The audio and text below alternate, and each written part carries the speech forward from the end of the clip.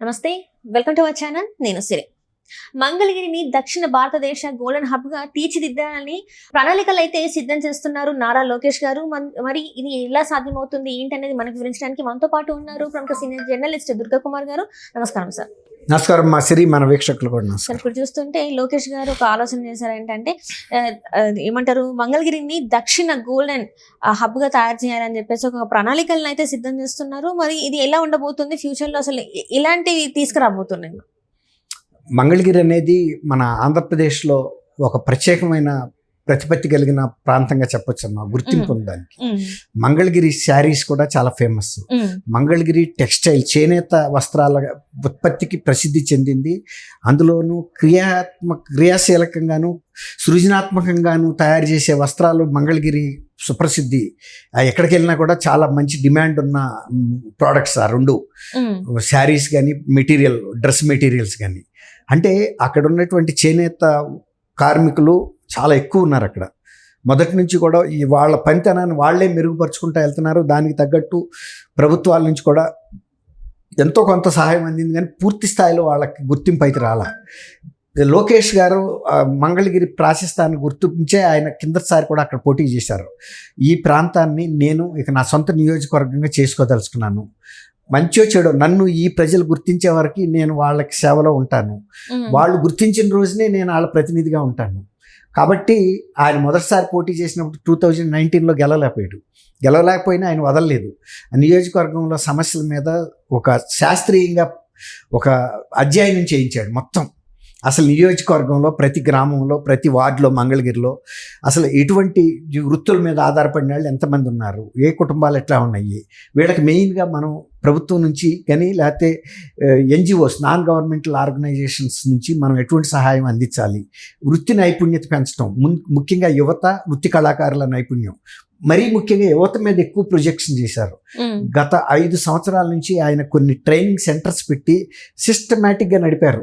అందులో యువతకి, అంటే పేద కుటుంబాల నుంచి వచ్చిన యువత, వాళ్ళకి ఏ రంగంలో శిక్షణ ఇస్తే వాళ్ళకి ఇంట్రెస్ట్ ఉంది, తర్వాత వాళ్ళ ఆ వృత్తిని నేర్చుకున్న నిపుణతను ఉపయోగించుకుని జీవితాన్ని ఎలా మెరుగుపరచుకోవచ్చు అనేది టైలరింగ్లో శిక్షణ ఇచ్చారు. అలాగే డిఫరెంట్ ట్రేడ్స్లో శిక్షణ ఇచ్చారు.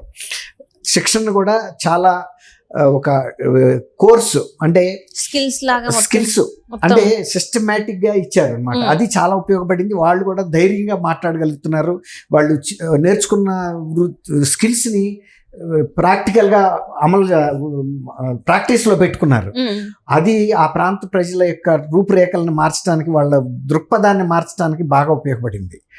అందువల్లే 2024 వచ్చేటప్పటికి లోకేష్ గారు భారీ మెజార్టీతో, 50,000 పై మెజార్టీతో గెలిచాడు. అంతకుముందు ఓడిపోయిన వ్యక్తి అంత ప్రజలకి నమ్మకం ఎందుకు కలిగిందంటే, లోకేష్ గారు గెలిచినా ఓడిపోయినా ఈ ప్రాంతాన్ని వదిలిపెట్టడు, మన కుటుంబాల గురించిన అవగాహన పూర్తిగా ఉంది ఆయనకి. తర్వాత ఎప్పుడైనా సరే మనం నిద్రపోయినా ఆయన నిద్రపోవట్లేదు. ఈ స్కిల్స్ డెవలప్మెంట్ స్కీమ్స్ కానీ ఇంకోటి కానీ మన పిల్లలకి మనకి కావాల్సినటువంటి అవసరాలను గుర్తించి దానికి తగ్గట్టుగా ప్రణాళికలు చేస్తున్నాడు అనేది వాళ్ళు గుర్తించారు. ముఖ్యంగా స్వర్ణకారులు కూడా ఎక్కువ ఉన్నారు అక్కడ. వాళ్ళకు కూడా కనుక స్కిల్ డెవలప్మెంట్ కనుక ఇస్తే వాళ్ళ వృత్తిలో వాళ్ళు మెరుగుపడతారన్నారు. తర్వాత చేనేత కార్మికులు అసలు ఎక్కువ సామాజికంగా వాళ్ళు ఇద్దరే ఎక్కువ ఉన్నారు.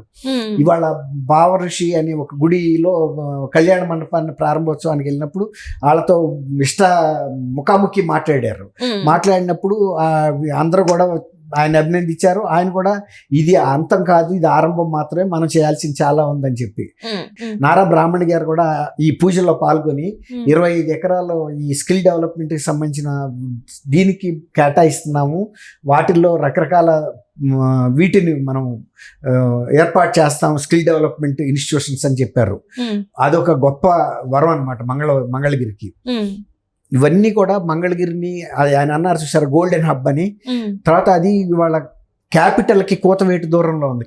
మంగళగిరి కూడా కోర్ క్యాపిటల్లో భాగమే ఒక రకంగా. చాలా రాష్ట్ర స్థాయి కార్యాలయాలు అక్కడ ఉన్నాయి.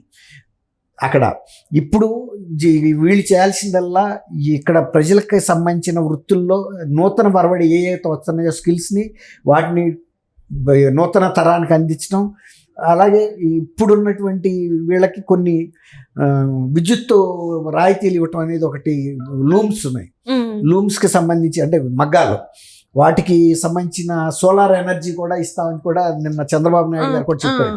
సోలార్ ఎనర్జీ ఇచ్చి మీకు ఇంకా 200 యూనిట్లు కూడా ఫ్రీగా ఇచ్చే అవకాశం చూస్తున్నాను అవన్నీ అని కూడా నిన్న లక్కీగా ఇదే వృత్తులకు సంబంధించిన వాటి మీద చంద్రబాబు నాయుడు గారు ప్రత్యేకంగా సమావేశం ఏర్పాటు చేసి చాలా సుదీర్ఘంగా చర్చించారు. గతంలో ఒకసారి చేనేత మీటింగు ఈ జగన్మోహన్ రెడ్డి గారి టైంలో ఎలక్షన్ ముందు పెట్టారు, కానీ అది ఎలక్షన్ మీటింగ్గా ఉపయోగించుకున్నాడు తప్ప వాళ్ళకి సంబంధించిన ఒక హామీ కూడా ఆయన ఇవ్వలేదు. రాష్ట్రం మొత్తం నుంచి ఎంతో ఆశతో వచ్చారు. జగన్మోహన్ రెడ్డి గారు ఏమైనా వరాలు ఇస్తాడేమో, కొన్ని రాయితీలు కానీ అసలు ఆయన ఏది పట్టించుకోవాలి. కేవలం అక్కడ కూడా నా ఇంటికి పీకలేరు, నా అది పీకలేరు, ఇది పీకలేరు అని మాట్లాడాడు తప్ప వాళ్ళకి సంబంధించిన ఒక్క హామీ కూడా రాకపోయేటట్టు చాలా అసంతృప్తి చెందారు. ఈ రాజకీయ మనిషే కానీ మన వృత్తికి సంబంధించి మన బ్రతుకుల్ని బాగు చేసే మాట ఆయన నోటమ్మట రాలేదని.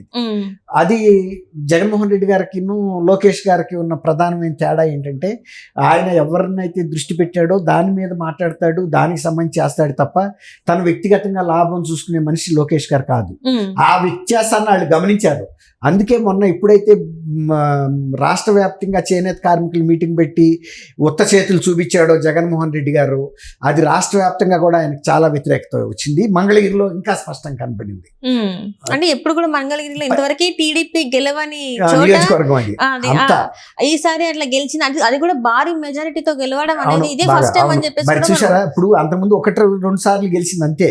టీడీపీ గెలిచింది బహు స్వల్పం, కానీ ఎక్కువ సార్లు ప్రతిపక్షాలు గెలిచింది. ఈసారి మళ్ళీ టీడీపీ గెలవటం అనేది మీరు అన్నట్టు అంత మెజారిటీతో ఆ ప్రజలలో ఆ ప్రాంతంలో వచ్చిన మార్పు, లోకేష్ గారి పని తీరు కూడా నమ్మకం ఏర్పడింది. అది నమ్మకం ఏర్పడింది. 5 ఏళ్ళు అధికారంలో లేకపోతే మొహం చూపించకుండా వెళ్ళిపోయే నాయకుల్ని ఎవరు కూడా లైక్ చేయరు, ఇష్టపడరు. కానీ అదే పునరాంకితమై అక్కడే కనుక ప్రజల మీద దృష్టి పెడితే ప్రజలు కూడా వాళ్ళని అభిమానిస్తారంటానికి మంగళగిరి ఎన్నిక ఒక మనకు ఉదాహరణగా చెప్పుకోవచ్చు. అంటే ఇప్పుడు చూస్తున్నట్టయితే అంటే మంగళగిరి అనే ప్లేస్ ని గోల్డెన్ హబ్ గా చేస్తున్నారు అంటే ఇంకా ఆలోచనలు ఇవన్నీ ఎప్పటి వరకు అయ్యే అవకాశం ఉందంటారు? అంటే ఇప్పుడు వచ్చి జస్ట్ 2 months మాత్రమే అయింది. 2 months 1-2 years లో ఇప్పుడు పని చేయటం అంటూ మొదలు పెడితే ఫలితం వెంటనే కనపడుతుంది. పని చేయని వాడికి ఎప్పటికీ కనపడదు. ఇప్పుడు ఆల్రెడీ ఒక స్థాయికి గత 5 ఏళ్లలో ఆయన అధికారంలో లేకపోయినా కూడా, ఇంతకుముందు నేను చెప్పా కదా, అక్కడ యూత్ స్కిల్స్ డెవలప్మెంట్ రకరకాల బ్యాచ్లు అనేకం బయటకు వచ్చేసినాయి. ప్రతి 3-4 నెలలకు ఒక బ్యాచ్ బయటకు వెళ్ళిపోతుంది. దాంతో నియోజకవర్గంలో అందరికీ తెలుసు వీళ్ళు ఒక నాన్ గవర్నమెంట్ ఆర్గనైజేషన్ ద్వారా స్వచ్ఛంద సంస్థ ఏర్పాటు చేసి దాని ద్వారా ఒక శాస్త్రీయంగా మనకి పనిచేస్తున్నారు. వీళ్ళు పర్మనెంట్ ఎస్టాబ్లిష్మెంట్ పెట్టేశారు. అదేదో ఎలక్షన్ కోసం పెట్టి తర్వాత తీసేసేది కాదు, ఏదో క్యాంటీన్లు పెట్టినట్టు ఎలక్షన్ కోసం కాదు ఇది. కాబట్టి ప్రజలకి ఆ నమ్మకం ఉంది, ఆ వ్యవస్థలన్నీ కొనసాగుతాయి, ఇంకా పటిష్టం అవుతాయి. ఇప్పుడు అధికారంలో కూడా ప్రభుత్వం వచ్చింది కాబట్టి అవసరమైతే కేంద్ర చేనేత జౌళి అట్లాంటి సంస్థల శాస్త్ర సాంకేతిక సహాయం కూడా ఇక్కడ ఉపయోగించుకుంటారు. అదేం వదలరు. థ్యాంక్ యూ సిరి, మన వీక్షకులు కూడా.